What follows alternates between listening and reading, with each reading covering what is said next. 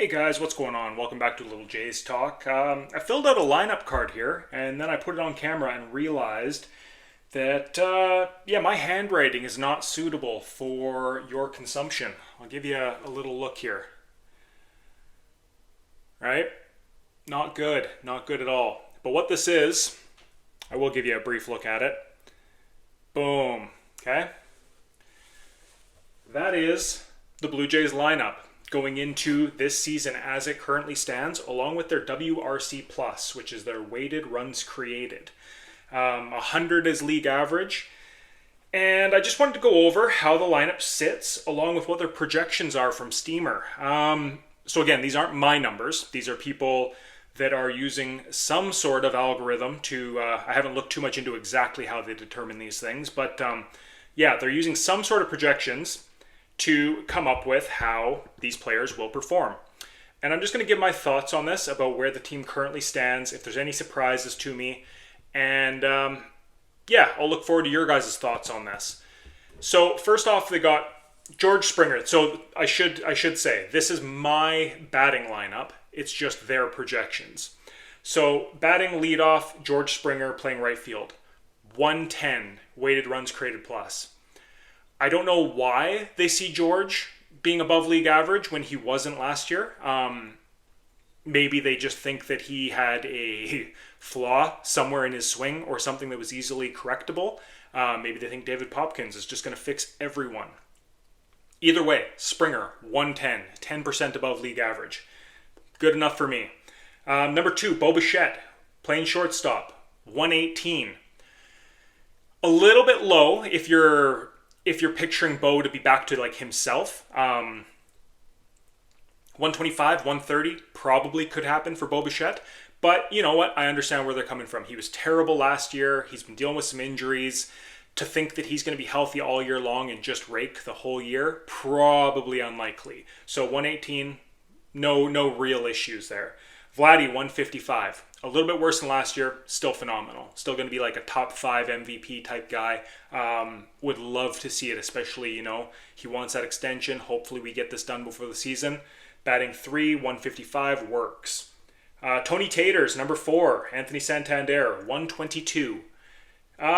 You'd love to see a little bit more than that, but for a cleanup hitter, if he can put up 35 home runs and give you a 122 WRC plus, I take it. That's a very valuable bat. Number 5 is a bit of a surprise. Playing catcher, Alejandro Kirk, 120, 20% above league average. I went to see the Blue Jays at the end of May last year in that White Sox series, I think around the 21st, 22nd, something like that. Don't quote me on that. And I remember saying at that time that Kirk looked good. He was playing terribly. The stats weren't backing it up.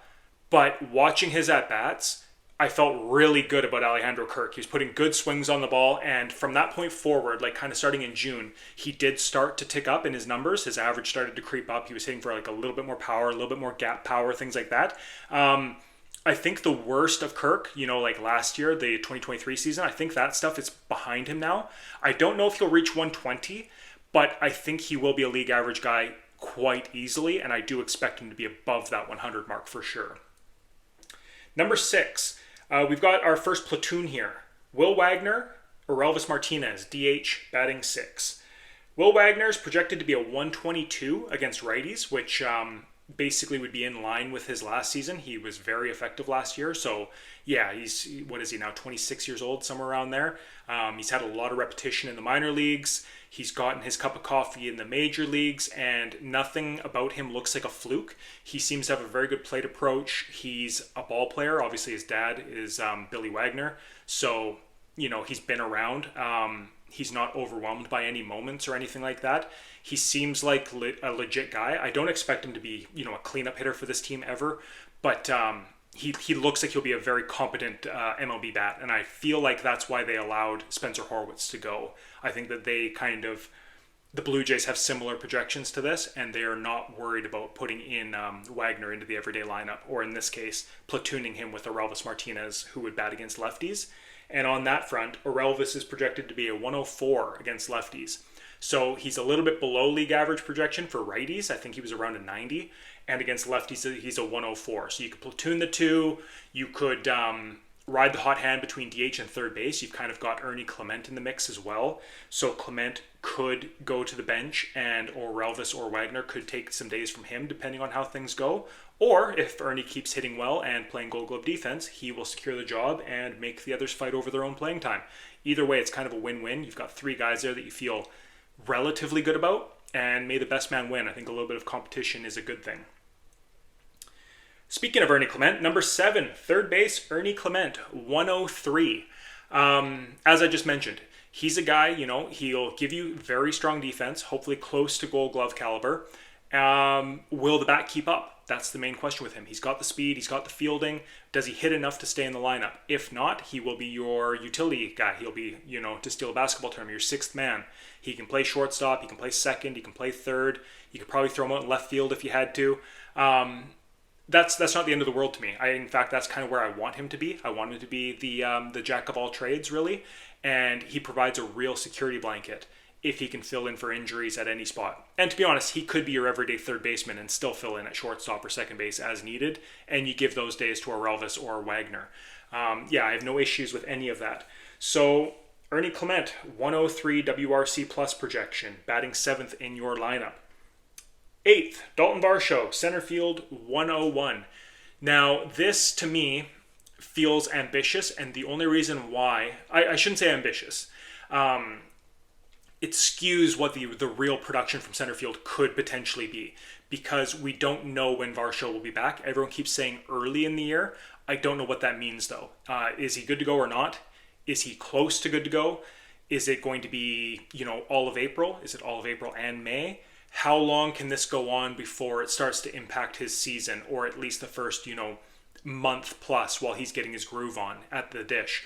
I'm not worried about his defense. Defense, he can practice flagging or shagging fly balls with a bum shoulder. He can keep that side of his game up. But if you're not swinging the bat, and if you're not seeing pitching and putting the bat on the ball, how far into the season can that go where he's going to be expected to hit the ground running, and you're not going to see it impact his performance? I find it hard to believe that a guy who already isn't the greatest contact hitter can afford to miss 2 months and will come back at his career norms, at least right off the hop. So while by the end of the year I'm not necessarily worried about Varsho, I'm worried about that first 2 to 3 months of the year, depending on how long he's out. And I'm also worried about the production we get while he's not playing, because I'm not sure whether it will be Nathan Lucas, whether it'll be Loper Fido, who that's going to be and how they are going to do. Lucas looked great last year. Loper Fido did not. I like Loper Fido's swing. I like his power. I've seen he's made some tweaks to his stance in the offseason. But obviously the results weren't there last year. So until you see it translate into results, you can feel good all you want, but it's still a little bit scary. Number 9, Jimenez. So Jimenez had a rough year last year, but prior to that, he's been around league average or better. So they have him back to a 103, so 3% above league average. And to me, that seems fair. Somewhere right around 100 makes all the sense in the world. I don't expect him to be a 120. I don't expect him to be an 80. To me, if you're a 95 or a 105, you're essentially, I call that league average if you're a few points in either direction. And I think that's the ballpark he'll probably live in. But you know what? The Blue Jays saw something in him. Maybe Popkins thinks he can work with him. Maybe they got a little bit out of him in the in the tank that Cleveland wasn't able to get out of him. So there we've got it. We've got Springer, Bo, Vlad, Santander, Kirk, a platoon of Wagner and Elvis, Ernie Clement, Dalton Varsho, and Jimenez. Now the takeaway here for me, there's a couple surprises, but not anything too crazy. But more that there's 9 guys there that are all projected to be league average or above. I think that is surprising to me. I expected, Kirk to be lower. I expected Clement to be lower, Varsho and Jimenez. I expected at least a couple of those guys to be under 100s. So that does surprise me that they're all projected above. And then Roden was another guy that was projected to be over 100. I think he's like a 110. So he's projected to be quite good. Nathan Lucas was another guy that was projected to be like league average.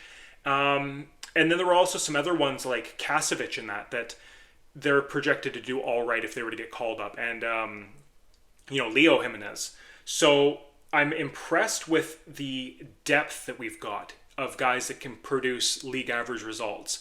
It doesn't seem like we're going to have many holes in this lineup.